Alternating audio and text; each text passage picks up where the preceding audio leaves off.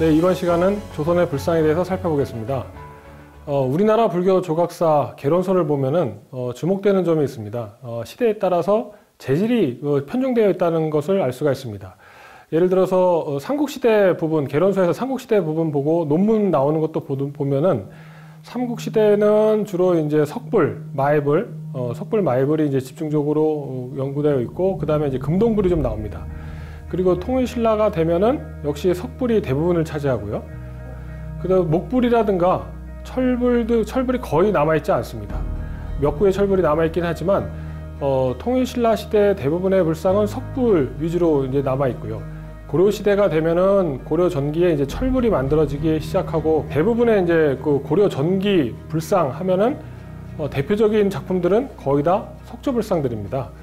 그러다가 이제 고려 후기에 이제 그 우리나라 불교 조각에 대한 개설서를 보면은 갑자기 이제 그 석불들이 없어집니다. 대부분의 고려 후기 불상들을 소개하는 개론서의 내용들을 보면은 금동불이 이제 대부분의 이제 분야를 차지하고 있습니다. 고려 시대 때 아주 편중되게 전기에는 석불과 철불, 후기에는 금동불로 편중되어 있던 그런 재료의 편중이 조선 시대에 들어와서도 여전히 비슷한 양상을 보입니다. 조선시대 이제 그 불교 조각에 대한 개론서를 이제 살펴보면은 대부분이 이제 목불, 건칠불, 그리고 소조불 이렇게 나눠집니다. 목불은 나무로 만들어진 불상이고요. 건칠불은 진흙으로 대략적인 형태를 만들고, 그 위에 이제 삼배 같은 것을 겹겹이 발라갖고 모양을 만들어 갑니다. 그리고 오칠을 하고, 그래서 불상을 정교하게 만드는 방법이 건칠불입니다. 소조불은 진흙으로 이제 불상을 만드는 그런 작품들입니다. 건칠불 같은 경우는 고려시대 때 후기에 이제 많이 나타나게, 후기부터 이제 좀 좋은 작품들이 남아 있고요. 조선 전기가 되면은 이제 석불들의 이야기는 거의 찾아볼 수가 없고, 조선 후기에 명문이 있는 석불 한 두세 개 정도, 안양 삼막사, 마애불 같은 석불 정도만 소개됩니다. 그래서 이제 제가 오늘 이제 말씀드릴 내용은 조선에서도 많은 석조 불상들이 만들어졌다 이야기를 오늘 강의에서 말씀을 드릴 예정입니다. 그 전에 앞서 조선 불교 조각의 어떤 흐름에 대해서 대략적으로 살펴보면은 고려 후기에 유행했던 그 불상 양식이 조선 전기에도 그대로 계승이 됩니다. 그래서 많은 목불이 만들어지고 건칠불들이 많이 만들어집니다.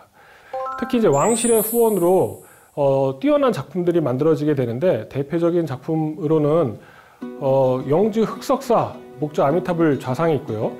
나주 불회사 건칠불 또한 대표적인 작품이라고 말씀드릴 수 있습니다.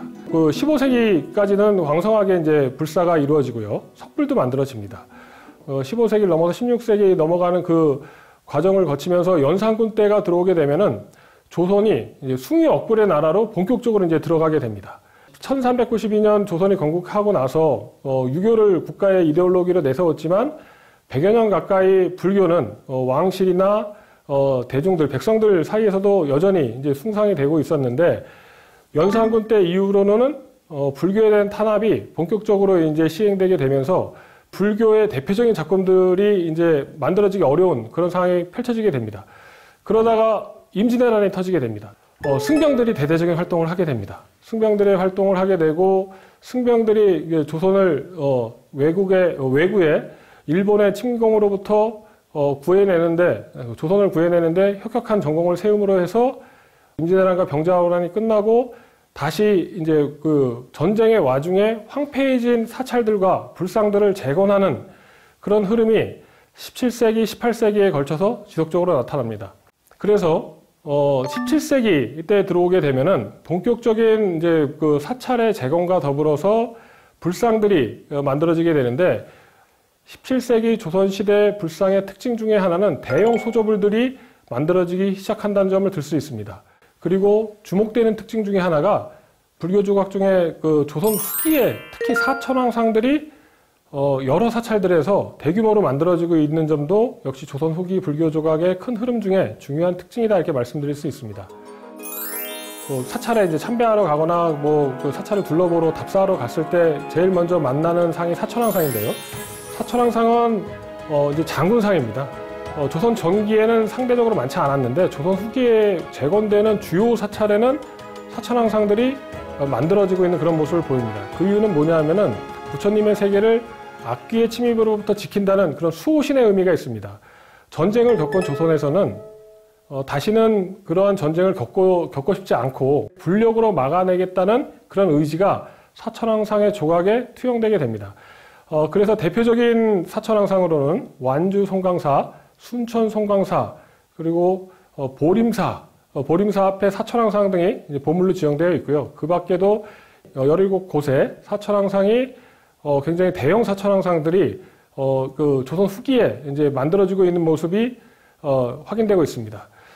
조선 그 말기가 되면은 여전히 이제 불교는 불교에서 불상들도 만들어지게 되는데, 여기서 이제 조선 전기와 조선 후기의 불상을 보게 되면 크게 차이점이 있습니다. 조선 전기의 목불이나 조선 전기의 건칠불을 보면은 고려시대 일반적인 불상처럼 허리를 꼿꼿이 들고 있고 목도 이렇게 꼿꼿이 들고 있습니다. 그 조선 후기의 불상들을 살펴보면은 목불에서 그런 양상들을 많이 보이는데요. 아래쪽으로 고개를 꺾고 있어갖고 내려보고 있어갖고, 혹자는 조선이 그 숭유역불의 나라고 불교를 탄압했기 때문에 그러한 어떤 그 사회적 압력이 불상 조성에도 영향을 미쳤다, 뭐 이렇게 말씀하시는 분도 있지만 그런 건 아니고요. 조선 후기 불상은 왜 목을 아래로 내려보고 있을까? 그 이유는 그 공간 구조의 변화가 중요한 역할을 했다고 알려져 있습니다. 특히 이제 고려시대 때하고 비교가 되는데요. 법당의 내부는 주로 해갖고 벽돌이 많이 깔려 있습니다. 그리고 불상도 석불 좌상 같은 경우가 높은 대자 위에 올려져 있습니다. 그래서 고려시대 석불을 보면은 눈을 맞추면은 석불 좌상이라고 하더라도 대자 위에 앉아 있기 때문에 부처님을 약간 이렇게 우러러보게 되는 그런 이제 위치로 이제 부처님을 쳐다보게 되어 있습니다.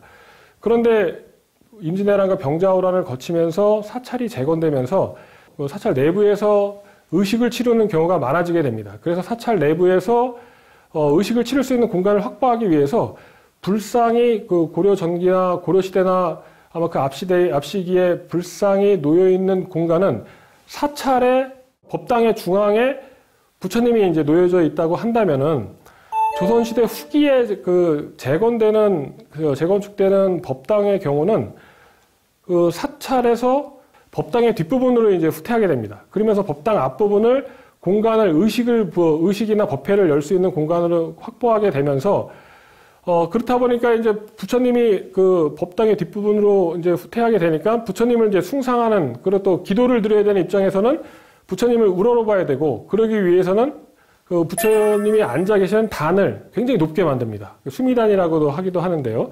그 단을 굉장히 높게 만들고 그 위에 부처님을 이제 올려놓습니다. 통일신라나 고려시대 석불좌상처럼 부처님을 바라보기 위해서 법당 안에 들어가면은 대자 위에 부처님이 가볍게 머리만 들면 부처님을 바라볼 수 있는 게 아니라 이제는 높은 곳에 이제 부처님이 올라가 계신 거죠. 지금도 이제 일반적인 사찰에 가면은 높은 단 위에 부처님이 앉아 계시는데, 그러니까 그 높은 단 위에 부처님을 위한 별도의 또 대자를 만들어 놓습니다. 낮은 대자를 만들어 놓고 그 위에 부처님이 올라가 있다 보니까 굉장히 높은 단이 만들어지고 부처님을 우러러 보게 되니까 부처님께서는 이제 중생들을 굽어 살펴야 되고 중생들과 이제 눈을 맞추기 위해서는 자연스럽게 이제 고개를 아래로 숙이시는 그런 이제 현상이 나타나게 됩니다. 그렇기 때문에 조선 후기에 많은 목조불상에서 고개를 숙이고 있는 그런 부처님들이 많이 만들어지게 되고요. 그 조선 후기에 만들어진 불상의 특징은 이제 중생을 굽어 살피고자 하는 부처님의 모습을 이제 조각가들이 부처님의 모습에 담고자 하는 노력이 이제 반영된 것이다, 이렇게 말씀드릴 수 있습니다. 그런데 그 의지가 단순히 작가의 어떤 의지만이 반영된 게 아니라 공간 구조의 변화가 부처님의 머리도 숙이게 만드는 그런 큰 흐름이 나타나고 있고, 이러한 흐름이 조선시대 불상 조각의 어떤 큰 흐름 속에 나타나고 있고 조선 후기의 특징이다, 이렇게 말씀드릴 수 있습니다.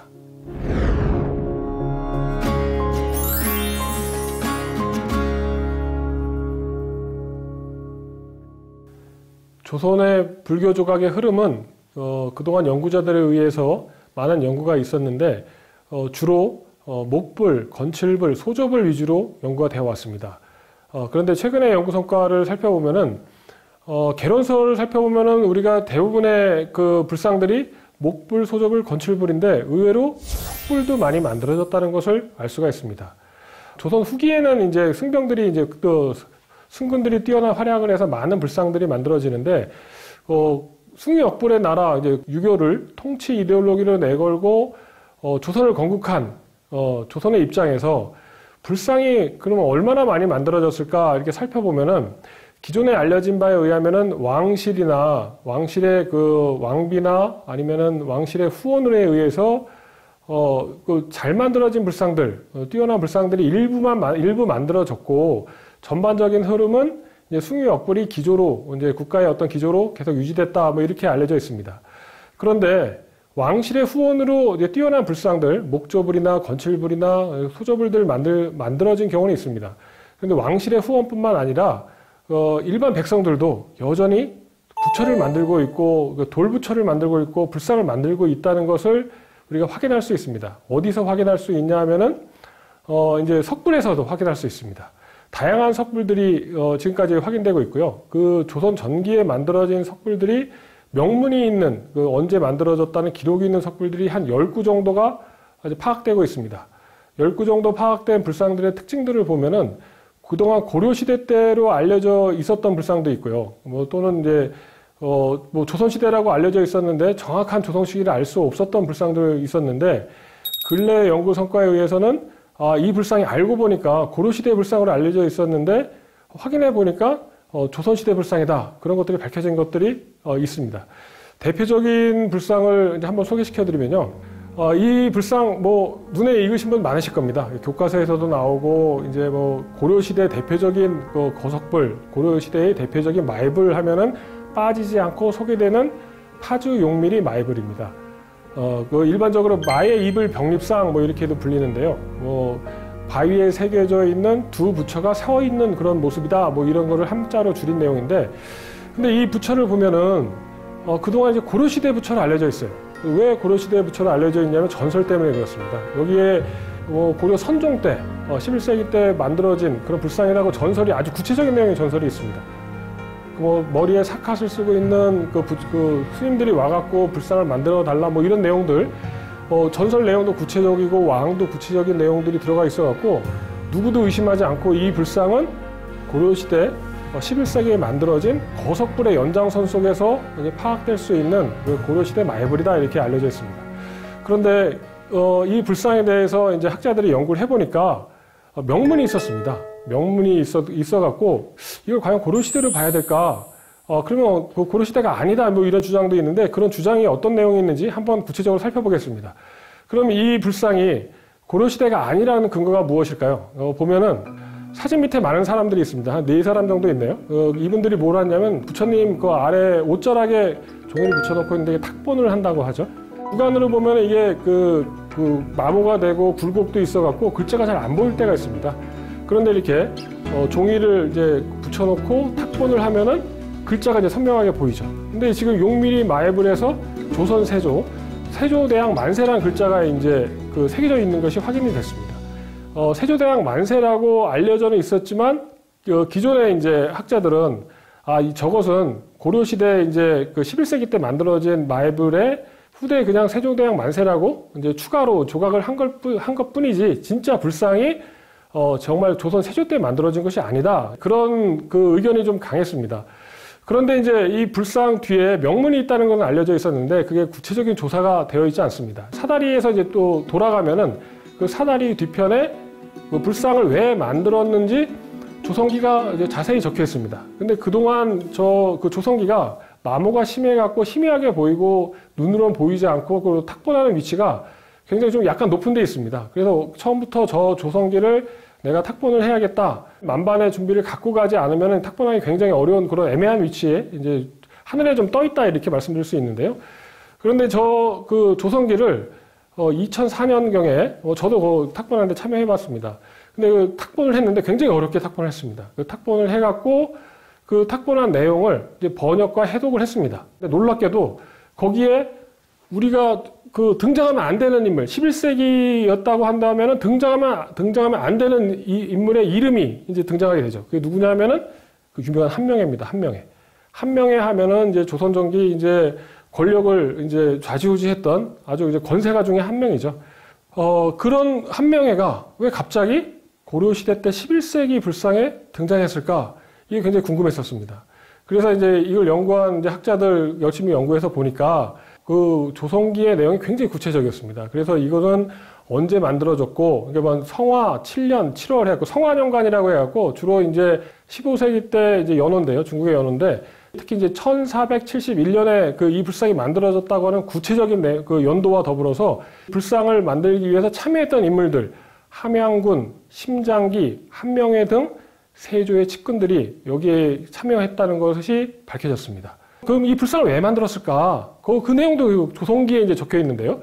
세조를 추도하고 당시 이제 만들어진 연도가 성종 때였는데요. 세조가 돌아가시고 나서 성종 때 세조를 추도하고 성종과 성종의 부인인 정의 왕후의 안녕을 기원하기 위해 이 불상을 만들었다가 명확하게 이제 적혀 있습니다.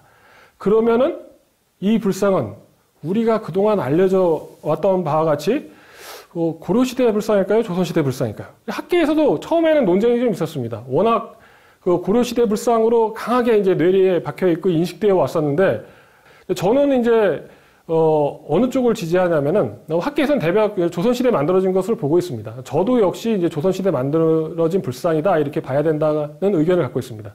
파주 용민이 마애불의 양식적 특징에 대해서 우리 간략하게 한번 살펴보겠습니다. 지금 이제 보면은 마치 두 사람이 이제 당당한 두 사람이 서 있는 형태입니다. 근데 이 그 사람 형태로 조각한 이 조각상이 어떻게 불상으로 우리가 판단할 수 있을까 살펴보면요.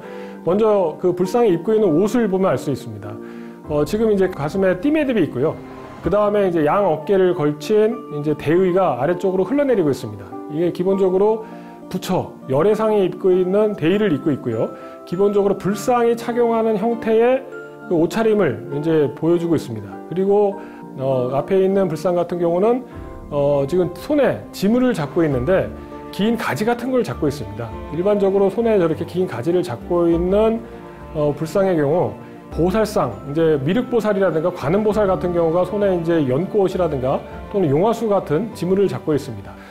근데 이게 부처인가 아니면 보살인가 이렇게 얘기할 때 이게 불상이라고 용어에는 뭐 부처, 보살 다 포함되어 있지만 엄밀히 따져서 파주 용밀이 마의 이불 병립 입상은 열애상일까 보살상일까 그렇게 판단을 한다면은 보살상이라고 봐야 됩니다. 왜냐하면은 옷은 이제 열애상처럼 입고 있지만 보살상인 이유는 근데 일반적으로 장식이라든가 모자를 쓰고 있지 않습니다. 육계라고 해서 이제 볼록 튀어나온 부분 있죠. 머리 위에 이제 볼록 튀어나온 부처님의 지혜를 상징하는 그 육계라고 하는 볼록 튀어나온 부분이 있고요. 그 용밀이 마애불 같은 경우는 이제 앞쪽에 이제 동그란 보계를 착용하고 있는 불상이 있고 뒤쪽에 네모난 그 보계를 착용하고 있는 불상이 있습니다. 저 뒤쪽에 네모난 보계는 이제 고려시대 때 만들어진 그 면류관형 보계라고 불리는 뭐 은진미륵이 착용하고 있는 그런 황즉 보살을 상징하는 면류관형 보계가 후대에 이제 매너리즘적으로 이제 모방하는 그런 과정 속에서 등장한 네모난 보계로 판단할 수 있습니다. 근데 불상 중에서 저게 보계라고 불리는 모자를 쓰고 있는 불상이 전국에 한 100여 개 가까이 있는 것으로 이제 알려져 있는데, 네모난 모자는 언제부터 등장하냐면은 고려 광종이 스스로 황제라고 칭한 그 시점, 그러니까 10세기 중반경에 이제 등장하게 됩니다. 고려 광종이 스스로 황제라고 칭하면서 불상을 만드는데 황즉 보살이라는 그런 관념이 반영되게 되고요. 그래서 나오는 대표적인 불상이 안성에 있는 매산리 석조보살 입상, 네모난 이제 보계를 착용하고 있고요. 그 다음에 논산 관촉사 석조보살 입상, 은진미륵이라고 알려져 있는 그 보살상도 네모난 이제 면류관형 보계를 착용하고 있습니다. 부여 대조사 석조보살 입상, 대개 이제 10세기 때 그런 불상들이 네모난 관을 착용하고 있는데 11세기까지 이제 황즉 보살이라는 관념이 계속 지속됩니다. 그러다가 이제 11세기 이후에 요 나라가 이제 커가면서 고려가 스스로 황제라고 칭하는 걸 못 칭하게 이제 막습니다. 그러면서 뭐 황제가 쓰는 11류 면류관 대신 구류 면류관이라고 하는 앞에 이제 끈이 이제 9개 달려 있는 그런 이제 왕이 쓰는 면류관을 보내주고 황제가 아니라 왕이 입는 옷을 보내주면서 니네들 황제란 말 쓰지 마. 뭐 이런 식의 압력을 가하게 됩니다. 그러다 보니까는 이제 11세기 때까지 만들어지던 네모난 형태의 보계를 착용한 불상은 이제 없어지고, 네모난 형태의 보계는 10세기 후반부터 10세기 중후반부터 11세기 경에 이제 만들어지고 그 후에는 없어지는데, 그 옆에 동그란 이제 모자가 굉장히 중요한데요. 모자의 내용을 살펴보면은 그 동그란 판석을 머리에 올려놓은 게 아니고요. 머리 위에 마치 이제 그 아프리카 사파리 탐험하는 탐험대가 쓰고 있는 모자처럼 이렇게 불룩 튀어나와 있는 부분이 있습니다. 그 형태의 모자를 일반적으로 원정모라고 이제 알려져 있습니다. 그런 원정모를 모방한 모자를 파주 용미리 마애벌 앞에 서 있는 그 불상이 착용하고 있는데, 이러한 모자를 착용하고 있는 불상이 조선 전기에만 한시적으로 나타납니다. 파주 용미리에서 나타나고요.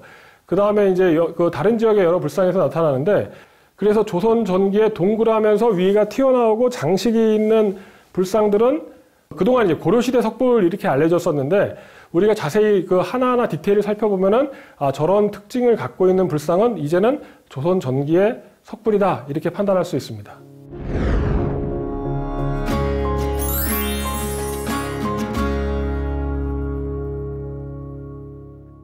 원정모는 그 모자 꼭대기 상부에 장식이 달려 있습니다.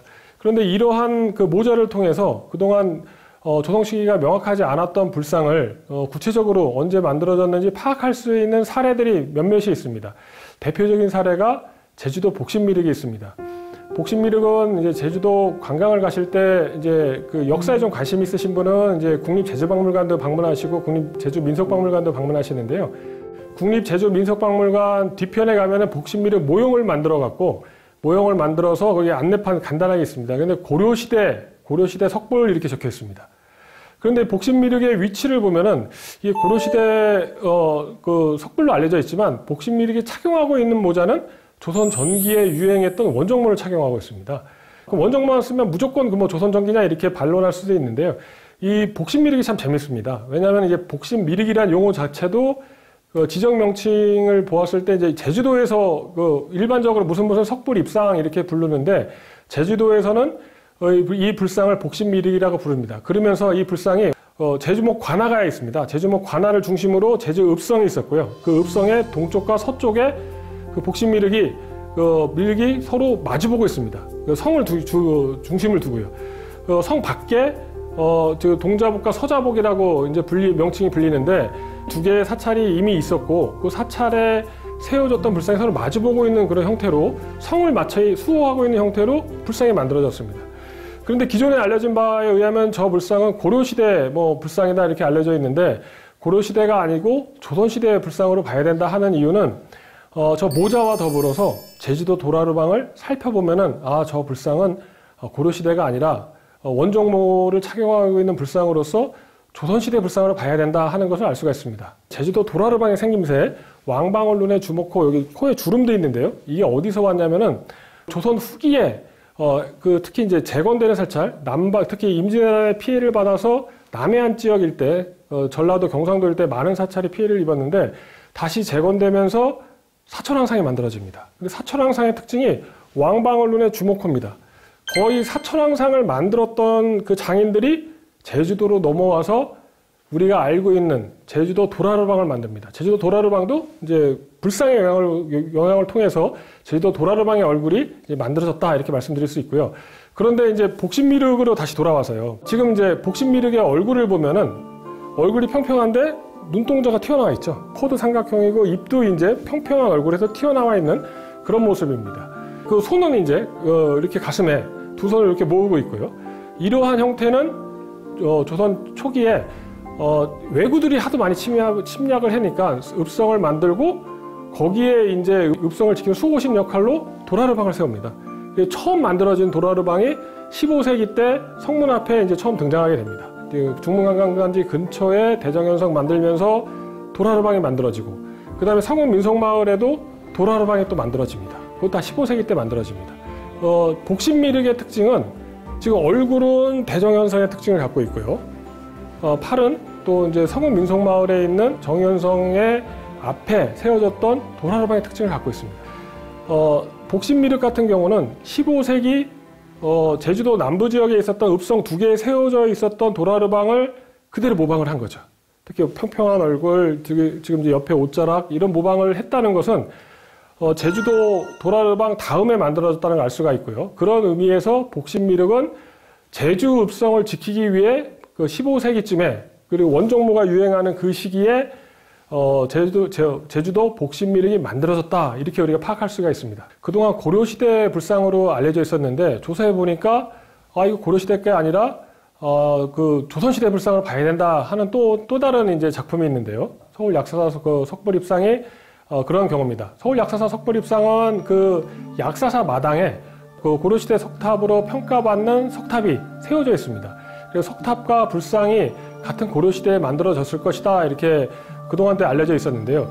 그런데 저 약사사 석불입상이 착용하고 있는 보계, 저 보계가 그 밑에 명문이 있습니다. 명문을 통해서 조선 전기 석불이라는 점이 밝혀졌습니다.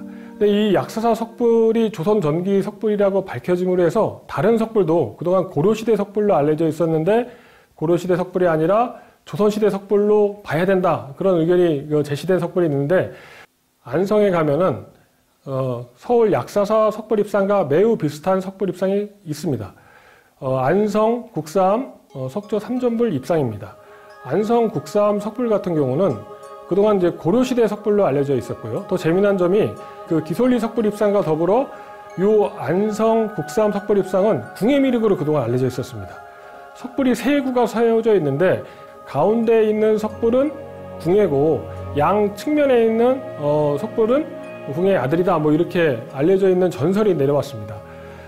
그래갖고 근데 양식적으로 보면은 궁예하고 직접적 관련은 없는 것 같은데 그래도 이러한 궁예의 전설이 있는 것으로 보아서 고려시대 불상으로 봐야 된다 이렇게 파악하고 있었는데 약사사 석불입상이 조선 전기에 만들어졌다는 것이 확인됨으로 해서 안성 국사암 석불 또한 조선시대, 조선 전기에 만들어진 것으로 볼 수 있다는 것이 이제 알려지게 됐습니다. 왜냐하면은 화면을 보시면 생긴 게 굉장히 비슷해요. 둘이 형동생 할 정도로 일단 목이 없고 귀가 이제 어깨에 닿아 있고 그것도 몸이 괴체적으로 되어 있고 그리고 그 모자도 챙이 두껍고 이제 볼록 이제 솟아나 있는 무슨 갓처럼 생긴 그 모자를 착용하고 있는데 그 안성 국사암 그 석불이 착용하고 있는 모자 꼭대기에는 또 원정모처럼 살짝 이렇게 장식이 달려 있긴 합니다.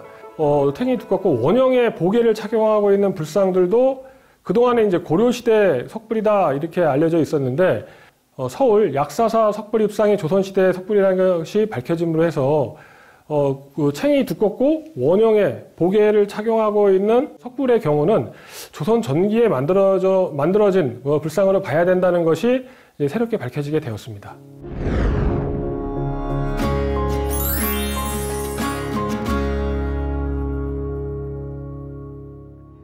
보령 금강암 석불 좌상은 그 석불 자체는 이제 머리에 보계라고 하는 모자를 쓰고 있고요. 그 얼굴은 계란형 얼굴을 하고 있습니다.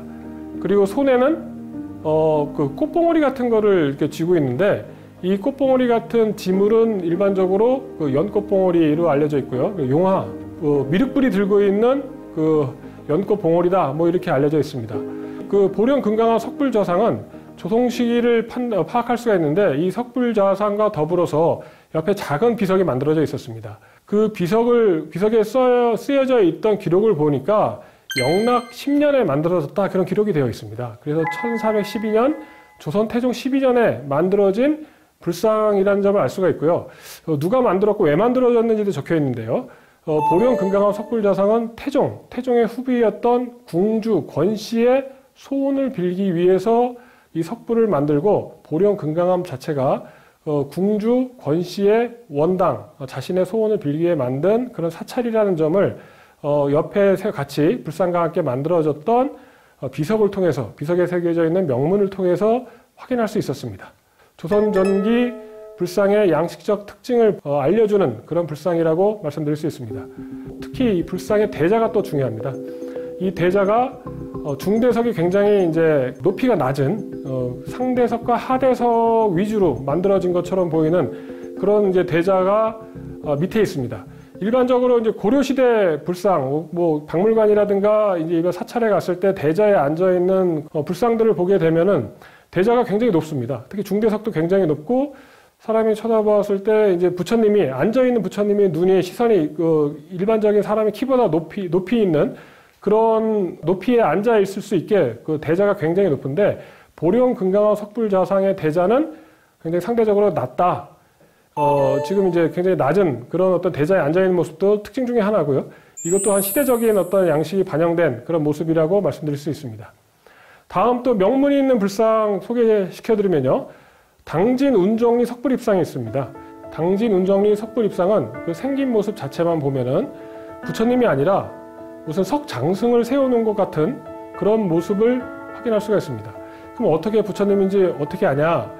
불상의 옷을 보면은 왼쪽 어깨에서 오른쪽 허리 쪽으로 한 줄의 줄이 쭉 가 있습니다.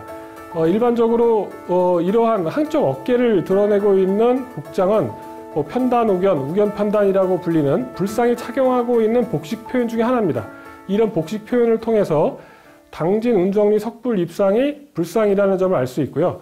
그럼 언제 만들어졌냐 알 수 있는 점은 바로 그 불상 옆에 석주, 돌기둥이 하나 있는데 그 돌기둥 명문 중에 1428년 세종 10년, 1428년 만들어졌다고 하는 선덕 3년이라고 하는 이제 글자가 새겨져 있습니다. 그래서 이 당진 운정리 석불 입상도 세종 연간에 세종시대에 만들어진 불상이다는 점을 알 수가 있습니다. 다음에 이제 그 명문이 있는 불상을 또 살펴보면요. 예산 장신리 마이불이 있습니다. 예산 장신리 마이불은 논 한가운데 있는 좁은 그 소로길 사이에 우뚝 서 있는 그런 마이불입니다. 탁본을 해서 보니까 예산 장신리 마이불의 왼쪽 어깨 부분에 명문이 새겨져 있고 그 가운데에 조송 시기를 파악할 수 있는 성하원년이라고 하는 글자가 새겨져 있고 그 성하원년이 몇 년도인가 파악을 해보니까 1465년 세조 11년에 만들어진 불상이라는 점을 확인할 수 있습니다. 이 마이불의 특징은 회화적 성격이 강한 마이불입니다. 마치 이제 불교 불화에 나타나는 그런 표현을 바위의 평평면에 그리고 선을 따라서 마이불을 조각한 모습이고, 그리고 두 손을 합장한 형태고 현재 입상으로 소개되고 있는데 탁본을 자세히 하게 되면은 좌상일 가능성도 있지 않을까, 개인적으로 이렇게 궁금한 점도 있습니다. 아마 조사를 좀 더 해야 될 필요성이 있는 그런 불상이라고 생각합니다. 다음 또 조선 전기 불상 중에 조성 시기를 파악할 수 있는 불상 중에 하나는 진도 금골산 마이불이 있습니다. 진도 금골산 아래는 지금 이제 초등학교가 있고요. 초등학교에는 이제 고려시대에 만들어진 높은 석탑이 하나 있습니다. 그래서 이 진도 금골산 마이불도 고려시대 마이불인가 그동안 그렇게 알려져 있었는데, 이 마이불에 대해서 이제 검토를 해보니까 기록이 있습니다. 그 진도 군수를 지냈던 유오지라는 그 군수가 1469년부터 1471년까지 진도 군수로 재직할 때 조성했다는 기록이 남겨 있는데요. 그 기록이 그 금골산록이라고 하는 일종의 역사서적에 있고, 그걸 누가 기록했냐면 당시 사관이었던 이주라고 하는 사람이 기록을 남겨갖고 이 불상이 1469년경에 15세기에 만들어진 불상이라는 점을 알 수가 있습니다. 이 불상을 자세히 보시면요, 그 크기가 굉장히 큽니다. 그리고 불상이 그 바위가 지금 동굴처럼 생겨져 있는 윗부분에 새겨져 있어서 하늘에 떠 있는 그런 형태로 조각되어 있고요. 그리고 옷도 보면은 다리 사이나 아니면 팔 부분의 옷자락이 바람에 펄럭이듯이 마치 하늘에서 하강하고 있는 부처님을 표현한 것 같은 그런 모습으로 조각되어 있습니다. 지금까지 이제 고려시대로 파악되거나 아니면은 그 큰 관심이 없었던 불상 중에서 조선의 석불이다 이렇게 비정할 수 있었던 불상이 한 20여 구 이상이 있는데, 재미난 점은 이 불상의 조성 시기가 대부분이 15세기에 몰려 있다는 점입니다. 15세기에 집중적으로 20여 구가 가까이 되는 명문이 있거나 그 양식을 통해서 추정할 수 있는 석불들이 15세기, 16세기 초반 대부분이 15세기에 몰려 있다는 점을 확인할 수가 있습니다. 이 불상을 통해서 우리가 알 수 있는 바는 불상 개개의 아름다움도 우리가 알 수 있고, 불상의 어떤 왜 만들어졌는가, 아니면 그 당시에 그 백성들은 그 불교에 대해서 어떻게 생각하고 있나, 그런 것을 불상을 통해서 우리가 파악할 수가 있습니다. 그런데 조선 전기의 석조 불상에서 우리가 알 수 있는 중요한 점은 그 문화의 흐름입니다. 문화의 흐름. 문화는 국가가 조선에서 고려로 국가가 변경되었다고 해서 문화가 단절되는 게 아니라는 점을 이제 석불들이 보여주고 있습니다. 고려의 석불은 조선 전기에 많이 만들어지고 고려 후기에 원나라의 침공 이후에 많이 단절이 됩니다. 그러면서 계승되기 굉장히 어려운 그런 환경이 이제 만들어지고요. 그런데 조선시대에 들어와서 다시 이제 많은 석불들이 만들어집니다. 특히 이제 목조불, 건칠불들이 왕실의 후원으로 만들어지는데, 석불 같은 경우는 왕실의 후원도 있지만 왕실의 후원보다 일반 백성들이 자신들의 신앙의 대상으로서 부처님을 이제 만들고 있습니다. 일반 백성들이 여전히 숭유 억불의 국가 조선이 등장했음에도 불구하고 여전히 부처님을 찾고 부처님을 만드는 그런 과정이 15세기 내내 지속되어 있다는 것을 석불, 조선 전기의 석불을 통해서 알 수가 있습니다. 고려는 이제 1392년 조선이 건국하면서 멸망했지만 그 불교 국가 고려의 영향력은 15세기 내내 100여 년 이상 그 불교의 영향은 일반 백성들에게 아주 구석구석 여전히 그 강한 영향력을 미치고 100여 년이 지나고 나서야 이제 다시 그 본격적인 유교국가가 등장했다고 이렇게 문화적인 흐름을 통해서 본다면은 조선의 건국은 1392년으로 볼 수 있지만 고려의 영향은 여전히 15세기까지 지속되고 실제로 조선이 유교국가로서 등장하기 시작하는 것은 15세기 이후부터다. 이렇게 말씀드릴 수 있습니다. 그 근거가 바로 지금 말씀드렸던 조선 전기의 석조불상이다. 그 불상의 모습은 아름답거나 아주 뛰어나게 잘 만든 불상이라고 말하기는 좀 어려운 점도 있습니다. 그렇지만 그 불상이 갖고 있는 역사적 의미는 우리가 역사책이나 사료에서 찾아보기 어려웠던 그 문화의 흐름을 파악할 수 있게 해주고 일반 백성들이 부처님을 찾고자 하는 그 신심이 얼마나 깊었는지 조선 전기에 만들어진 석조불상을 통해서 알 수 있습니다.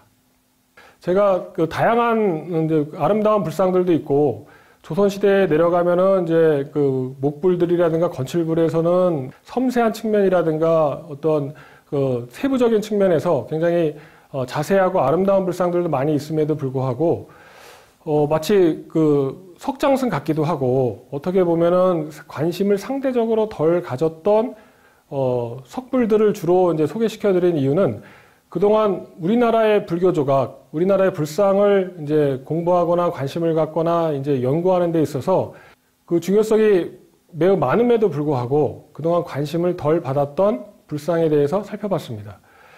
우리는 이제 불상을 바라볼 때 일반적으로 이제 불자라고 한다면은 종교의 대상, 기도의 대상으로 바라봅니다.